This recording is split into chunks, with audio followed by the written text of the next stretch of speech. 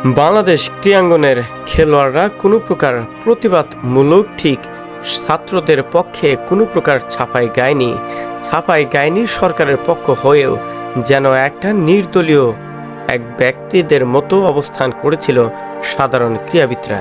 কিন্তু বিশ্বের সাফল্য হওয়ার পর যেভাবে ছাত্রদের জন্য শুভকামনা জানিয়েছে, এদের তালিকায় রয়েছে স্পেনের 17 বছর বয়সী লামিন ইয়ামাল। পুরো ছাত্র সমাজ যখন সশস্ত্র বাহিনীর গুলির তোপে পড়ে একের পর এক গণহত্যার শিকার হয়েছে, এ সকল গণহত্যার প্রতিবাদ স্বরূপ কোনো ক্রীড়াবিদকে ঠিক ওইরকমভাবে প্রতিবাদ করতে দেখা যায়নি বা ছাত্রদের পক্ষে কথা বলতে দেখা যায়নি। বাংলাদেশের অন্যতম দুই সেরা খেলোয়াড়, বাংলাদেশের সাবেক ক্যাপ্টেন মাশরাফি বিন মুর্তজা আর অলরাউন্ডার সাকিব আল হাসান, এরা দুজন আওয়ামী লীগের কতটুকু পা চাটা গোলাম হয়েছে সেটা এবার প্রমাণ হয়ে গেছে জাতির কাছে। যেখানে মাশরাফি বিন মুর্তজাকে বুয়েট বিশ্ববিদ্যালয়ে একটা সম্মানের জায়গা দিয়েছিল, সেই মাশরাফি বিন মুর্তজাই এবার ছাত্রদের বিপক্ষেই চলে গেল এই আন্দোলনের মাধ্যমে।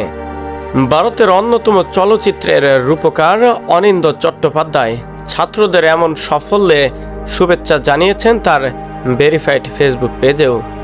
বাংলাদেশের ছাত্র জনতার জন্য আসলে বাংলাদেশের ক্রীড়াবিদদের স্পষ্ট রূপটা এবার প্রকাশ পেয়েছে এই আন্দোলনের মাধ্যমে।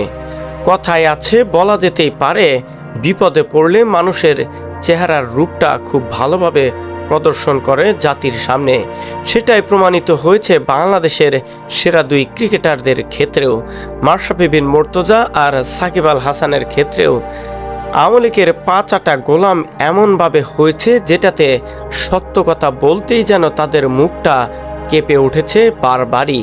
তাই তো এত শত গণহত্যার পরেও যেন কোনো প্রকার মুখ খুলতে পারেনি বাংলাদেশের দুই ক্রিকেটার মাশরাফি আর সাকিব আল হাসান। আমরা ঘৃণা জানাই, তীব্র নিন্দা জানাচ্ছি এ সকল খেলোয়াড়দের বিরুদ্ধে।